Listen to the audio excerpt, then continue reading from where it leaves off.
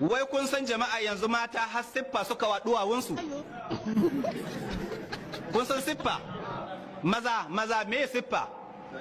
Lalle irin zanin nan na lalle da mata ke yi ga hannuwa da kafa. To yanzu har ga duwawu maza ke siffa. Kun san da haka nan? To maza na siffa yanzu don ku san abu ya lalace. Kuma sun aka su belle abu su kwan bagin su gundu. Daki gundu baki na.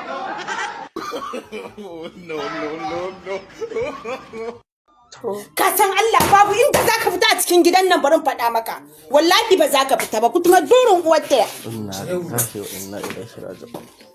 Wallahi ba inda zaka fita na rantse da Allah ba inda zaka fita. Har kake gaya min wani zaka je gurin wata zance wallahi ba zaka fita ba. Maryam, wai ni nake auren ki a cikin gidan nan ko ke kike aure na? Dubawa zaka yi. Ni fa na fahimci ba zai yi fa a ce ka auri mata ta dinga maka hasada, ta dinga maka bakin ciki ba. Ke ba abin alfahari bane yau in kawo miki aboki ya zama kina nan tana can. Dan abubuwan nan na gida da share-share da waye duk ta dinga taya ki.